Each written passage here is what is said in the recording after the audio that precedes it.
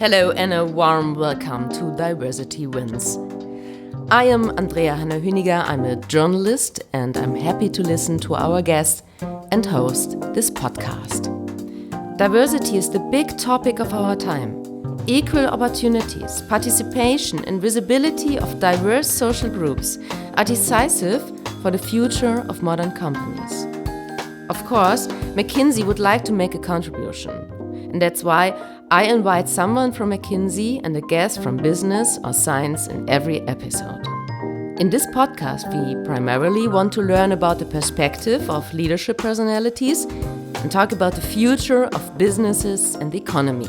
We discuss current issues, personal experiences, and try one thing above all, to show more of ourselves. Gender diversity, motherhood, and the balance of a fulfilling career and private life are the topic of this podcast episode.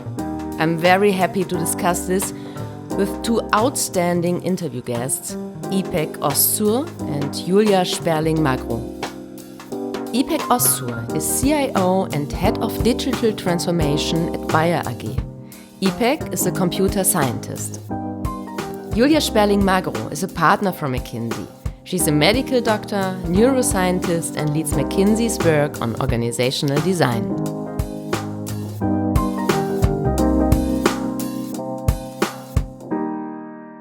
So, a warm welcome to you. I'm glad to hear you. So maybe we start to introduce yourself a little bit. Please tell me a bit of your biography, your main topics in your business, actually, and yes, who you are. Julia, maybe you like to start? Yeah, absolutely. And pleasure to be here with you also, Ipek and Hannah. So I'm Julia Sperling. I'm originally a medical doctor and neuroscientist who then joined McKinsey in 2004. In Germany, I did a lot of classical healthcare work coming from medicine as I did, till one day I was asked to give some expertise into the Middle East. So I went there to do a study for about 3 months, and I didn't come back for 11 years. So what I've done there is I've helped optimizing the operations in the hospital. We then created an overall health strategy for the nation, and then afterwards even thought about the socio-economic vision of this country. And with this in my hands, I went once more to another geography, which is East Africa, to help set up a university hospital and the related teaching activities there. And then I had the choice to either come back to Germany, stay in Africa, join our South African office, or move to the Middle East. And then something very special happened to me. I went for the first time to Saudi Arabia, and I met some of the most talented women I've ever met in my whole life. And I said, I want to dedicate the coming years to building their leadership capabilities, really helping them with their leadership potential to thrive. So I stayed in the Middle East, built the first women in leadership program for Saudi Arabia, which then ended up also turning into its first diversity unit. In parallel, I still worked on health systems reform, so from quality improvements in hospitals to setting up health system financing, etc. And then with the birth of our son, we've decided to move back to Europe, and that's where I am today. I still carry my passion for, in particular, the gender diversity topic. So when joining the German McKinsey office again, the office manager said, well, if you were able to do this in Saudi Arabia, please also help us here in Germany. And that's why I took over the orchestration of the Initiative Chefsache, which is a network of companies, initiatives of companies who are jointly committed to improving gender diversity in Germany. As I'll tell you later, I'm also a neuroscientist. So at the heart of what I do, there's always the inner workings of our brain. So I love both looking into, but then also helping clients think through how to improve their decision-making processes. And in this, diversity plays a very critical role. But more on this to come. Okay, thank you, Julia. There are a lot of careers in one person. Great, thank you very much. Yeah, Ipek, hello to you and warm welcome. I'm glad to have you here. Hi. Hi. Thank you, Hannah. And it's a pleasure to be here together with you, Julia and Hannah. So let me start giving you a bit of an overview of myself. I'm a computer scientist, worked as a technologist and an executive over 25 years now. As you introduced me, I'm the CIO and digital transformation lead for enabling functions in Bayer. And I'm a non-executive board member in a specialty chemical firm. I'm born and raised in Turkey, spent half of my life in my home country and the other half living abroad in Belgium and Germany. However, working globally across the world. I'm a mother of a teenager where I take great pleasure growing with him, and I learn every day from him. What I've done over the course of my career is using technology to transform the way we work and enable, and that's why it's a passion for me to see how I can contribute to the world and to the also life of our consumers and customers. In my spare time, I continue my discovery. So every day, the world gives new perspectives, and I like to discover the world by traveling, by having new tastes, things that are good for my soul and my intelligence, let's call it that way. So that's a short introduction of myself. Wow, thank you very much. But before we dive deeper into the conversation, I'd like to get you know a bit better. So I thought about writing down a few questions on cards and stacking them next to me. That looks a bit like Monopoly. That's the idea. And that's why they are also called chance cards. They are well mixed. I would like to ask a question for each of you, simply to get into our talk without any transition. So I take the first card for Julia. And so I want to know from Julia, would you like to be famous and in which area? Wow. Yeah, that's complicated. That's a little bit tricky. So you never know what you get. Would I like to be famous? Why not? Why not? I think yes, I'd absolutely like to be famous. I'm now thinking for which area this is. Maybe for something that I'm absolutely not good at. So, I love classical music. I love the opera. I'm a horrible singer. So why wouldn't I want to be? Yes, you know what? I'd love to be on stage and perform an opera once as a singer. That's what I'd love to be famous for. But to be a good one, huh? So basically, you have to give me the talent at the same time. Yeah, absolutely. Yeah, that's including.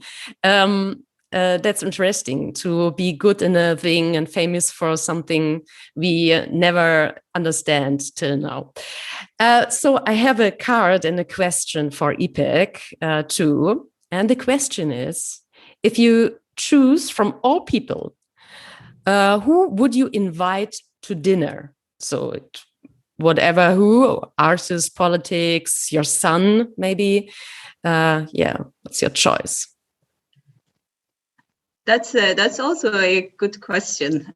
I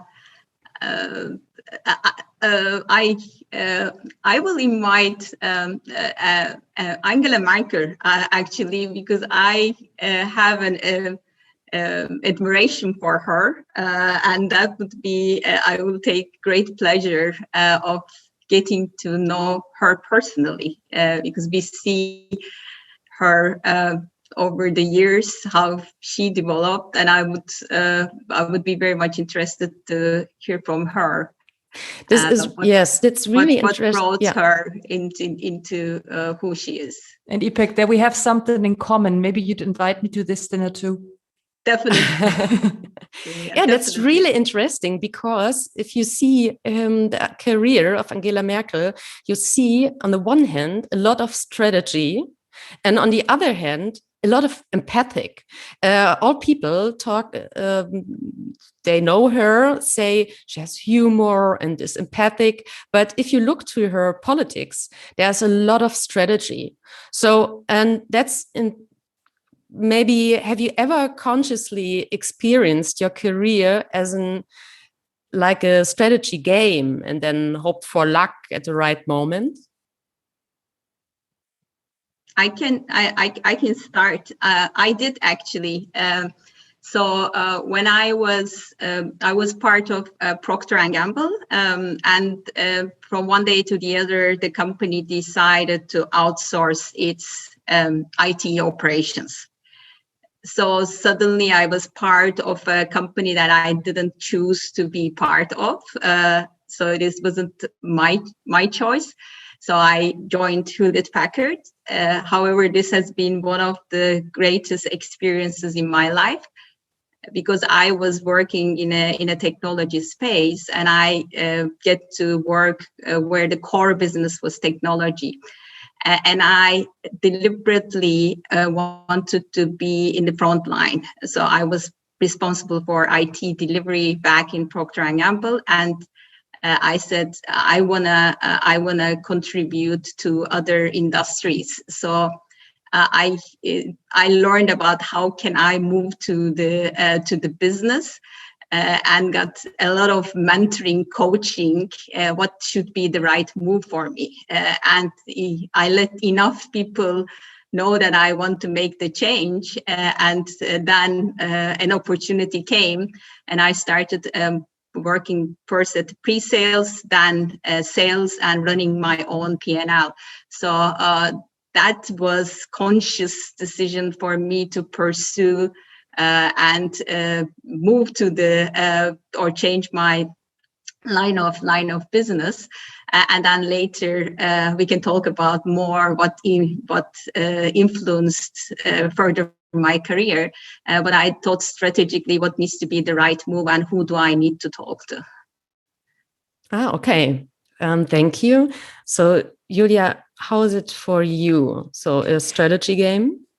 With me, it was a little different in a way that I believe good things happen when you do something that you truly believe in and are passionate about. At least that was true for me. So while I have been, I'd say, not unthoughtful about my career, it was very much about what's the ultimate impact that I want to create. So I want to make healthcare more accessible to people. I want women to have the same chances to lead. So I always had these imperatives in front of me. I want people to make better decisions.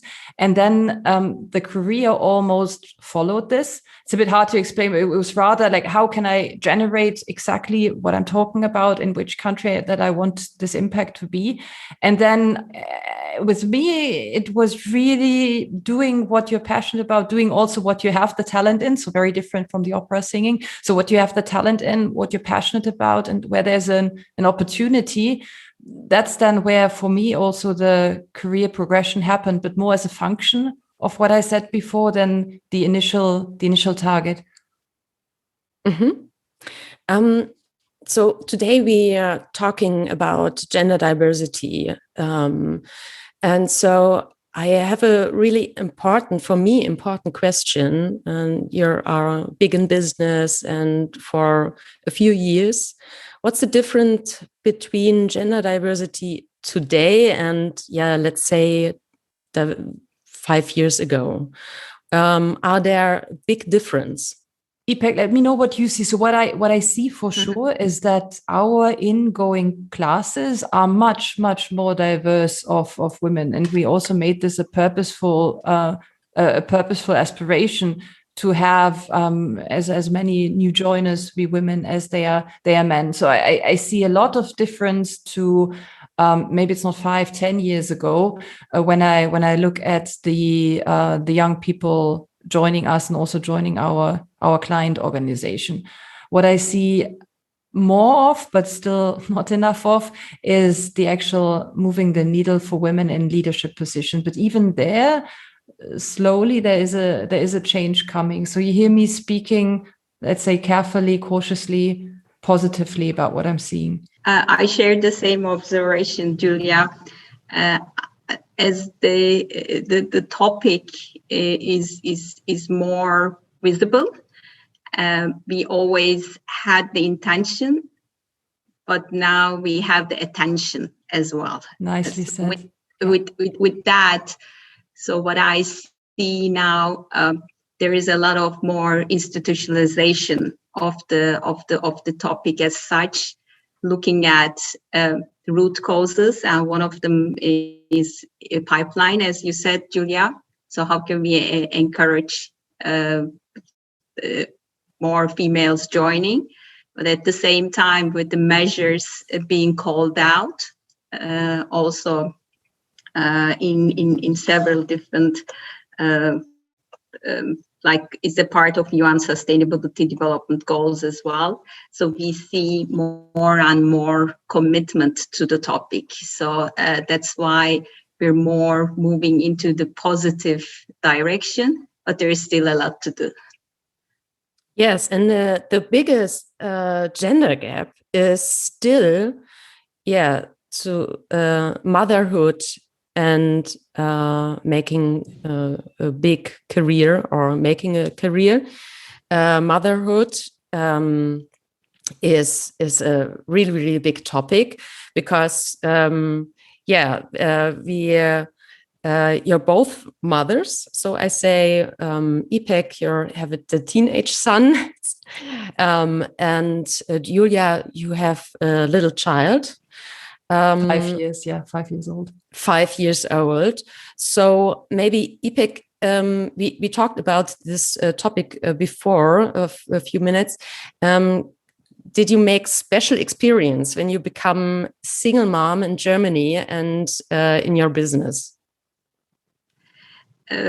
That's a good question. I think it was one of my defining moments when you, especially in my case, as a single mom, living in abroad where you don't necessarily have the support of your parents. In this case, I said, look, anything could happen, so I need to be highly adaptable. So that's probably one of the things that shaped me as I am now. So one thing that is important is always having the right balance. So we tend to put a lot of pressure on ourselves to do everything right. So be a perfect mom, be a perfect colleague or a boss or a friend. So when you start, when you wanna pursue multiple, let's say, tasks, in this case, like tasks as a mother, a task as a boss or as a colleague, and then you realize you cannot do everything 100%. So for me, one of the things is to have a good support system and be open when you need help. So that was for me the way that I continue the whole like making sure all balls are in the air. So it is always difficult. I don't think it's particularly a factor. Living abroad is, of course, you may have less support mechanism. However, for me, it's to set yourself in the right setup, and also just know that you cannot do everything to the fullest. So that's probably what I can say about my experience so far. Mm-hmm. It's very impressive, Ipek. Huh? That's I'm sure there have been not easy times in between. Definitely. But it increases your resilience. Exactly. So that's important. Exactly. And I love what you said about perfection, because the one thing that it takes away is is perfect. Yeah. Being perfect in everything, because it's simply not possible given all the different balls you're juggling at the same time. Julia, see you similarities for you in what Ipek says, or are a lot of difference to your life and your experience? Well, we got our son when we were still in Dubai, and while we were abroad, it's different to the extent that there was a lot of external support there. And I only realized when moving back to Europe what it means that that you can have someone all around the clock with you, helping you to look after your child. So that was something I had in the early days in the Middle East. And I also had, I have to say, Ipek, in our case, my husband and I shared the responsibility, especially at the start. Then it got a bit more complicated. In fact, that's why it resonates a lot what you said, because I had the opportunity to move back slightly earlier to Europe than my husband did. So I moved with our son here. Without the support network around me in Germany, it would have been incredibly difficult. Yeah. So while I was not a single mom, at least for almost a year, I experienced looking after a child while still working, obviously, and wanting to pursue the things that I've told you I've been so passionate about. Now, so this I share. I also think, Hannah, and it still happens to me. I don't know about the audience or you, Ipek, when you say like the word mother. So what does it feel to be a mother? In my brain, immediately all the stereotypical switches go on of what the perfect mother is, and I feel guilty without even having started to speak. So I've kind of and my husband laughs about this. I've trained my husband to say, we are both parents. You're a parent. I'm a parent, and when I don't want to even hear if I'm a good mother, because the aspiration level is so high. I'm super satisfied when someone tells me, hey, you're a great parent for your son. It's really interesting what you're saying, because if I hear the word mother, I see only one really big person. And so that's because if we hear women, we see only one perspective, one opinion, but there are a lot of female opinions. And so why is it so important to hear different women, and that different women have different opinions in this subject and very different perspectives? So sorry for the lot of difference. But why is it important to hear a lot of these opinions and perspective? I can start. Why it's important, because everybody is unique and everybody has something to contribute. So what we don't realize is we are who we are based on our upbringing and what we experience in our day-to-day life, either with our friends or at work. So what we don't realize is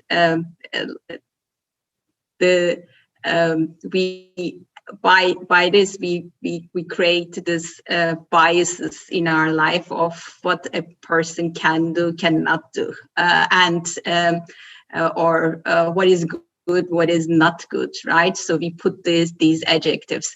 So when you start opening up and see all these different experiences, role models, then your horizon expands. And then you are getting out of that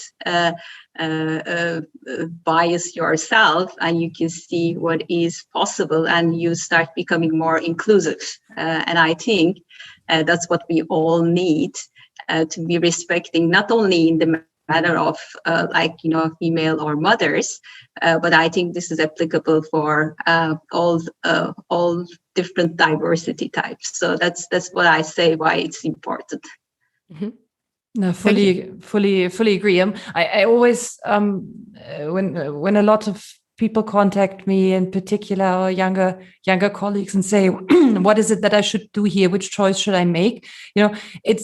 it's literally not the one answer, and frankly, no one can help you with your choices. We can talk about different scenarios, different options, and there I'm with you, Ipek, right? The broader the spectrum of role models is that you can draw, the more you can think of what could be possible for you. But ultimately, it's your decision, right? What type of a life do you want to lead? And I see so many people not yet being clear about what that life is, or of course, and the boundaries of what is possible, but just being very clear of this is the life that I want, and this is kind of the career I want to pursue. This is the time I want to have for my family, for my friends, for my hobbies, for caretaking of parents, etc. So I think clarity around this helps a lot, and their role models can show you which way they've gone. Yeah. And the other thing that also helps, and that's why I love your point about perfection. So once you describe for yourself, hey, what's the life that I want to live? Am I really aspirational enough? Have I thought of all the different options? Then also just to ask, hey, therefore, what type of support do I need and can afford? Do I want in this very moment? I think there's too much confusion about being at the same time everything without any help, which then rarely works. Wow, this yeah. Sorry. I just want to add. I mean, Julia, you're spot on. I also liked. I was chatting with my partner. So what he said is it's also important to be clear what you don't want. So because sometimes what you want could limit you because you're geared, and I think it's good to have a focus. However, if you are clear on what you don't want, still the possibilities can lead you into things that you would enjoy.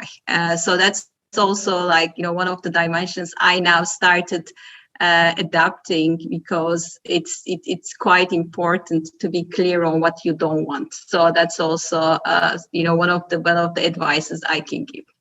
And also look at it, look at yourself and ask yourself, am I again in the don't want zone? Yeah. So basically, the clearer you are on what is kind of the threshold. I've done this as well, right? For me, there's a certain threshold in terms, what am I willing to give for what amount of time in order to progress, or in order to do X, Y, Z, and then just see, hey, am I really true to what I've set out to not want to do? Yeah, I'm with you. So that's an important point, because we look back to more than a year of Corona, and Corona asked the question of women's rights and equality again. So did you notice, like me, I noticed, the women's rights are very fragile thing, and is there maybe a backlash because of the new situation? How do you experience the change?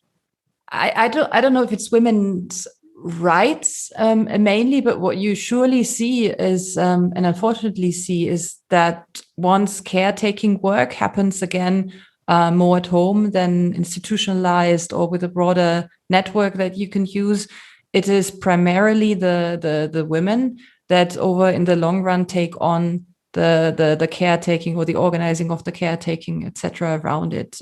There are some remarkable examples of couples that I've seen where men have stepped up, but unfortunately, it's not yet it's not yet common ground. I agree with Julia. I also don't see it as a rights question. It's much more the role. So still, the caretaking is done by women, and that caused. Probably much more, especially in Germany. I can give an example of this homeschooling, the pressure on all these roles being executed in the right way.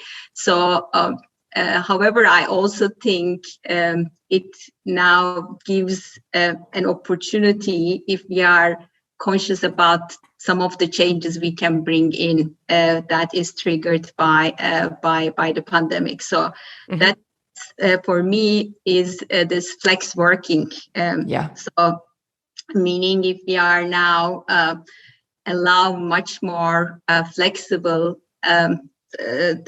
working conditions, in the sense of a lot of women, because they still do the caring for the children, they usually prefer like 50% or 80% that has been a blocker in their careers, or they choose not to work. However, with flex working, if we allow them to choose the time they work and from where they work, that will encourage much more also women to see they can also advance in their career. So I hope, although in this period it put a lot of more pressure for the caretaking part, we can use it as an advantage to change the policies to allow a room for advancing women with the opportunity of this setups that we would introduce.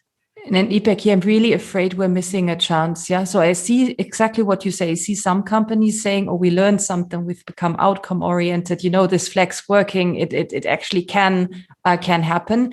But I see also so many institutions just are eager to go back as if nothing has happened in between. I think we absolutely have to watch very carefully and speak up for the flex working to remain. Yeah. So I have colleagues that say, oh yes, not only will we go back into in-person client work, which is fantastic, we're also going to have every single, internal gathering, this meeting, here meeting, finally we'll meet again in person. And you don't want to take away their joy. There is clearly something about connecting and meeting in person. There's a magic that won't occur over Zoom. Yeah. But I deeply wish, and I'm speaking up wherever I can, that just going back to normal, as much as we miss normality, is not going to be helpful. Yeah. So it's my biggest hope, but also my biggest concern that we might miss this flex opportunity. Yeah. And probably we need to be vocal about it, Julia, in our networks, to say how do we allow this not to happen. Yeah, exactly. No, exactly. And I have some colleagues already say, you know what, I'm going to do 25% of my travel that I did before. And I say, well, if this is what you do, speak up and say how you're going to do it and how you're going to make it happen. Exactly. Yeah. Because I understand people are confusing right now, and it's natural, right? Confusing right now some of the really bad horrible experiences during Corona times with something very positive, which is the flex work, the outcome oriented work in the professions also, Ipek, as we both know, where this is possible. Yeah, we cannot forget all of those that would love to work flex, that would love to work from home, but which are in jobs, families that just require for them to be on the ground. Definitely, and it needs to be this balance, because I also believe the face-to-face interaction is super important. However, this taboo of being in the office, staying late, so we can break those biases with now more possibilities. We should start some sort, of a campaign or an outreach and just say, this is how my new work model is going to look like, and just be very explicit that this includes outcome-oriented work, that this includes flexible work, etc. Let's think about something, because I really, really am afraid that this opportunity will pass. Yes, thank you. I hope we have a chance to create a new normality. So, what's the word? A new normal. Yeah, a new normal, because I woke up as a woman in the pandemic and thought, oh my God, that's every mother I've met on the phone or at Zoom, they weren't so tired and so off and I was so shocked and thought in the first time, that doesn't work anymore, but knew it's a chance to take chance. Absolutely. And also, and I know we're talking about the moms here, but the dads, obviously, so the parents, coming back to my old favorite word, the parents both have responsibilities there. So, and there's also something around, as a woman, right, as a mature grown up, you can talk to your partner and say, how are we going to do this together? So I think that there's a lot that the system can do. There's a lot that the companies can do, millions of things. Yeah. There's also a personal, I don't know, speaking up and setting the rules bit that women have to do. And so, I agree with you, Julia. So we always role model a woman who has made it. However, the normal one is, as you said, both parents take the responsibility, and also in role modeling, we should see and encourage more men speaking up. So that's for me. If we encourage the role models in men, right, so that are supporting homeschooling, doing the care, sharing careers, having parental leaves. So that's where we will start making the difference. It is very nice. You, me, we are role models, and everybody looks up to us. However, the normal is when the sharing happens. Mm-hmm. Yeah. So that's the big question in our time now, and it's really, really important to talk about. So in the end of our talk, I have two questions again from my Monopoly chance cards, and I'd like to take a card. So for Ipek, in the end, if you woke up tomorrow with one quality or one talent, what would it be? Oh, that's a good question. It's tricky again. Similar to Julia's. Yes. So I would go the same way as Julia said. I'm also not super capable in creativity. Let's call it that way, in arts and music. So I would also like to have a talent to have my creative side more active, because I would like to see the world in much more in a different perspective. So I would also want to have this artistic skills, especially on the art side, looking at things from different perspectives and using that creativity in my day-to-day life. That's something that I would wish for. So similar to what Julia said, we can take a course together. Exactly, not on the music, but for me, it's actually art. I'm fascinated by how like, you know, having this different way of looking at things, and I would have loved to have that talent. Yeah, great. Thank you. Good answer. Good answer. Sometimes I wish I am a super brain in physics or chemistry, because I'm doing the whole day creative stuff. And so sometimes I wish I could have a heavy system to think. So like physics or chemistry. So, and I have the last question for Julia. And the question is, if a crystal ball could tell you the truth or the future, what would you want to know? You know what, in the context of this podcast, I would love to know all those people that now say diversity, all those people that have rainbow colors on their company logos now. Are they for real? Oh, great. Wow, that's good. Thank you very much. So, and now we comes to the end. It's a quickie. It was a good, fine quickie for us. And thank you very much to talk together about gender diversity and the pandemic is quite important. And thank you for your answers and your discussion. Thank you very much to Ipek and Julia. Thanks a lot. Thank you. This podcast is a McKinsey production. You can find more information about diversity wins and much more at mckinsey.com. If you have any feedback, questions, or suggestions, feel free to tweet us your opinion using the hashtags diversitywins and McKinsey, or send us an email at diversitywins@mckinsey.com.